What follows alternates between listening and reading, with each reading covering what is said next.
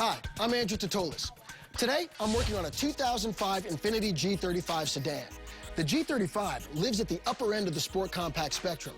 With just under 300 horsepower, rear-wheel drive, and a luxury interior, it has no problems competing with the other sports sedans that cost way more than its $30,000 base price. In fact, a lot of shoppers that are out there looking for German sports sedans end up buying the G35 and then using the money they save to buy upgrades to make it a serious threat at the track. Personally, I love to see a sedan surprise its competitors at the drag strip. So today, I'm going to forego a little bit of street practicality by throwing on some drag radial tires and putting in a nitrous injection kit to give it a burst of extra speed down that 8-mile track. Although we're going to be working all over the car today, the install is pretty simple. And get this, because the G35 shares its platform with the Coupe, the FX35, and the Nissan 350Z, you can assume that the nitrous install and results will be similar on those models. Now, before I get started, take a closer look at this classy bad boy. This 2005 Infiniti G35 belongs to Jeff Roberts. Outside, silky metallic platinum graphite paint lays the foundation for a classy look.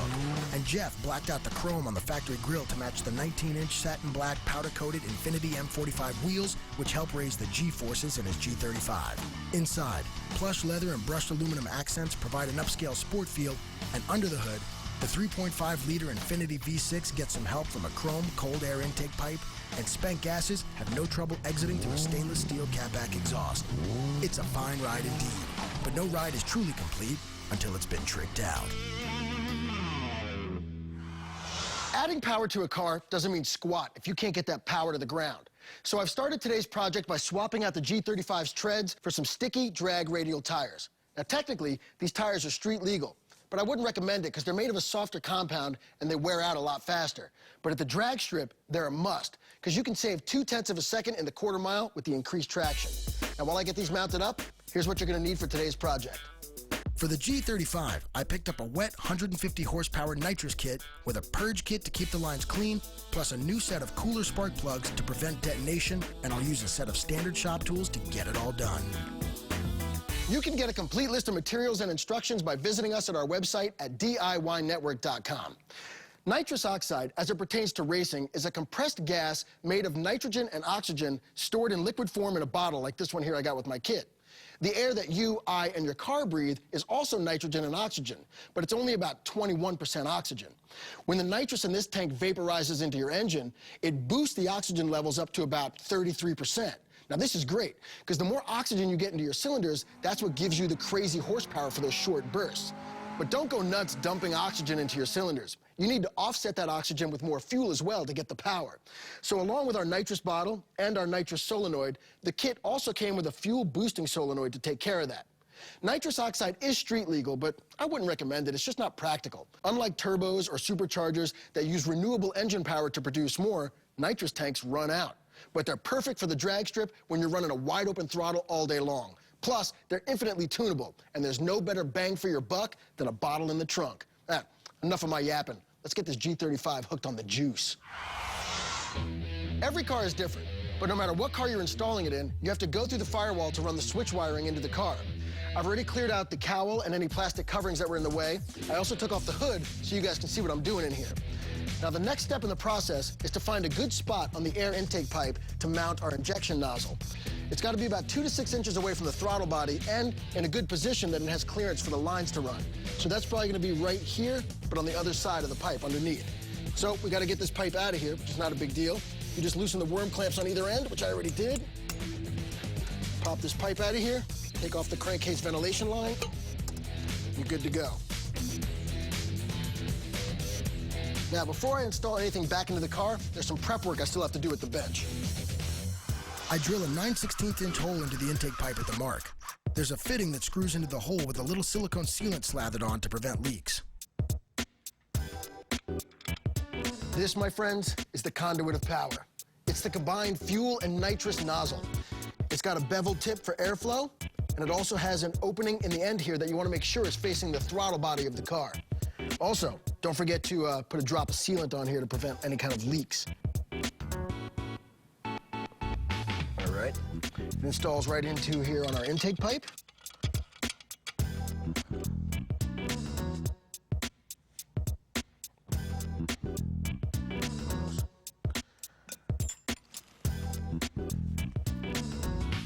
if you don't get the opening right the first time, you can always loosen this nut right here and move the fitting over until the opening is facing the throttle body. But I think if I just give it another turn here, should get there.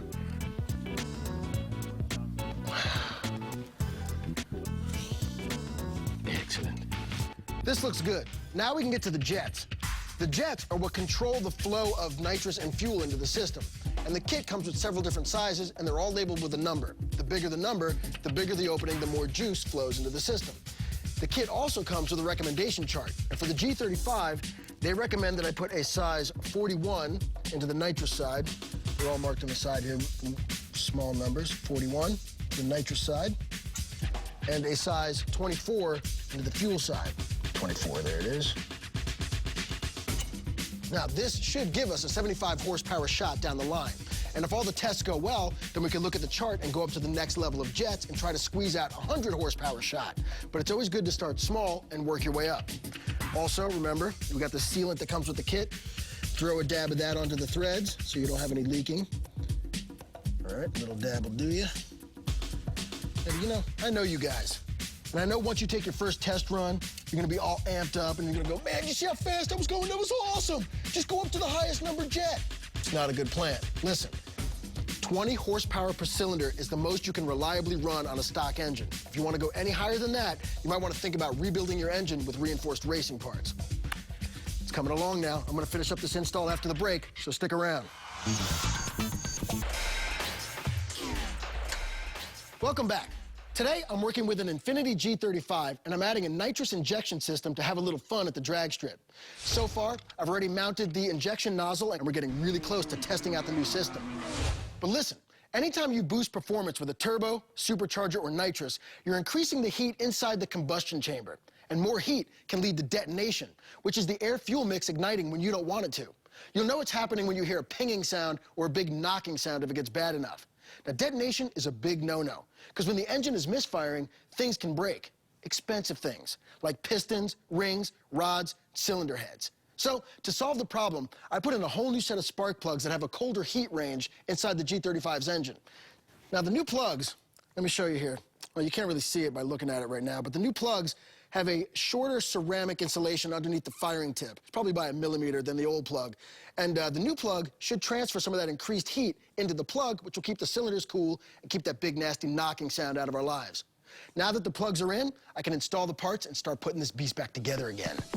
With the intake pipe temporarily back in place, I estimate the best places to mount the solenoids. I hold up a rubber grommet to mark a heat shield where the nitrous line and wiring will pass through. Drill a hole in the compartment wall using tape to mark the bit so I know when I'm deep enough, and install the 1-inch grommet to protect the lines and wiring. I reconnect the intake tube before I run the nitrous line through the grommet and replace the rubber strip to finish up. If you've ever been to the drag strip, you've probably seen a purge kit in action. It's basically another solenoid that lives near the engine, and what it does, it allows the driver to expel any expanded nitrous gas that's in the line. Now, this is important because as liquid nitrous heats up in the line, it turns to gas, which is much less dense than liquid.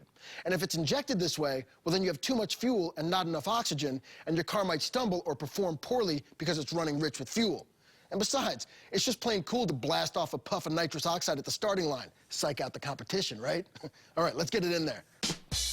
The purge port is located on the main solenoid on the right-hand side. I remove the factory plug and connect the 2 solenoids with the coupling that comes in the kit. Once that's done, I mount the fuel solenoid on the engine in a position where the fuel supply line will reach the high-pressure factory fuel line that runs from the fuel filter to the engine. Okay, my solenoids are all hooked up, so my next step is I'm gonna cut into the fuel line right here. But before I do, I'm gonna disconnect the battery just to be safe. The fuel line is held in place by a bracket, which I unscrew. Removing the vacuum hose gives me a little more working room. I cut the fuel line and slide worm clamps onto each side. The cut ends go into the T-fitting, and the fuel solenoid line connects to the top. I tighten down the connections and the clamps and reconnect the vacuum line when I'm done. The fuel system looks good and ready to go. Now I get the urge to hit up this purge line. The purge line will go through the wiper cowl, but I've got to bend it to make it fit. Using a marker and a tubing bender, I make a series of bends so the purge line wraps around and through the cowl. I have to drill a hole in the cowl so it fits over the line, then I just cut off the excess. My fuel, purge, and nitrous electrical lines aren't long enough, so I solder on some extensions and protect the connections with heat shrink tubing to make them watertight. I wrap everything in split loom, cut a hole in the factory firewall grommet, and feed the lines through to the inside of the car.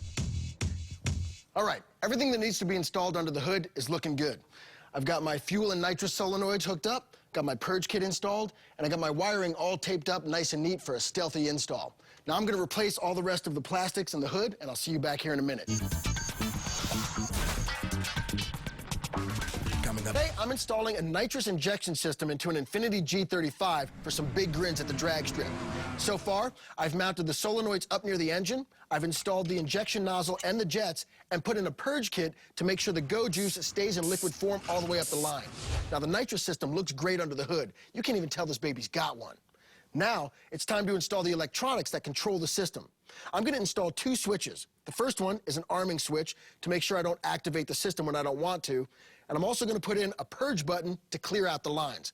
Now, I'm gonna mount these 2 right next to each other, so while I'm staging at the drag strip, I can control the buttons with one hand. Let's get to it. I start by removing the lower trim piece and disconnecting the dash panel switches. Then, I take out the side panel and mark the placement of my arming switch and purge button. I drill out 2 holes and screw in the purge button before I pop in the arming switch. The arming switch and the purge button look great. Now, it's time to get to the full throttle switch. Now, when the system's armed, this baby activates the nitrous when the pedal is to the metal. The bracket from the kit is universal fit, so I have to figure out where to bend it so the switch ends up in the right place. I back some nuts off to remove the gas pedal before I slide the wide open throttle switch bracket underneath and tighten it down. I bolt the pedal back in and use needle nose pliers to bend and adjust the switch so that it engages when the car is anywhere over half throttle. Now that all the switches are hooked up, I can start my wiring. I find a switched positive port in the fuse panel and drop in a fuse tap to provide power to the nitrous system only when the car is running. The other end of that lead connects to the arming switch. When the arming switch is on, it activates the wide open throttle switch under the pedal. When the driver mashes the pedal, it signals the main relay, which in turn opens up a direct connection between the fuse panel and the wires that run to the solenoids under the hood. The purge button attaches to the purge solenoid on one terminal and a fuse battery lead on the other. Finally, I combine all the ground leads and attach them to a solid ground point under the dash. After all the wiring is hooked up, I use wire ties to tidy up the mess and replace the kick panel to finish up.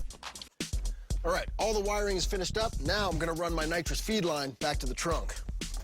I run the hose underneath the trim panels along the driver's side of the car and through the back seat. When the hose shows up in the trunk, I reinstall the trim panels and call it done. This is great. I feel like I've turned this into some kind of spy mobile now. Boom, he's off. Now that everything's installed under the hood and inside the car, I can bring out the bottle. Nitrous bottles come in various sizes. I picked up a 10-pound bottle, so when this is filled up, it's gonna have 10 pounds of liquid nitrous oxide inside. The bigger bottle you get doesn't mean you're gonna get more power. It just means you get more use out of it between fill-ups. Now, how much use you get out of a bottle depends on what kind of shot you're running. Let's say you're running a 100 horsepower shot. You can figure you're gonna be burning about a pound of nitrous oxide for every 12 seconds that you're running full throttle. So with a 10-pound tank, you might get about 10 quarter-mile runs out of it. So check this out. I picked up this liquid-filled pressure gauge. This lets me know how many pounds of pressure is inside the tank. It mounts on the tank like so. And I'll let you know that it's safe to run around between 900 and 1,200 pounds of pressure. If you go over 1,200 pounds of pressure, you run the risk of the bottle exploding.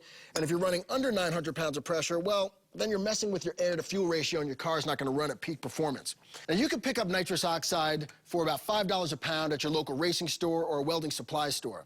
Oh, and get this, automotive nitrous oxide is mixed with sulfur dioxide, so you're definitely gonna know if it's leaking because it smells like rotten eggs. Oh, man. All right, well, that is nitrous in a nutshell, my friends. Let's get this bottle mounted in the G35.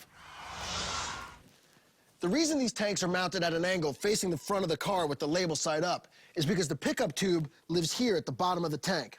So all the fluid is gathering down here. It's especially important because when you take off, all the fluid is gonna slosh down here at the bottom and that pickup tube will never go thirsty. I set the bottle in position, mark where it will go, drill down through the trunk, and drop in some grade 5 hardware so I don't ever have to worry about a broken bolt ruining the day. Before I tighten everything up, I attach a blow-off tube from the nitrous company that will vent any high-pressure tank relief outside of the car. Then, I secure the bottle to the car and attach the supply hose to complete the G35 Nitrous install. Now that we've got the nitrous system in this G35, this definitely ain't your daddy's sedan anymore. I'm gonna fill up that nitrous tank, and I'll see you guys at the drag strip. Welcome back. I spent some time and some money on this 2005 Infiniti G35 sedan. I picked up a set of drag radials, and I installed a nitrous injection system, and now I'm here at the drag strip to put those mods to the test. I'm hoping that the increased traction and the extra 75 horsepower under the hood is gonna give us better times down the 8th-mile track. But to give you accurate readings of the times before and after the mods, I'm gonna do a few runs with the street tires and without running the nitrous to see how it does. Now, Jeff's about ready to make his first run, but there's a few things to check out. Hey, man, is everything checking out? Everything's checking out. Excellent. It's your first drag, right? Yeah. So we want to make sure there's no leaks, right? There shouldn't be, man. We do a pretty good job on this thing, man. It's all looks stealth. You can't even see it's under here, man.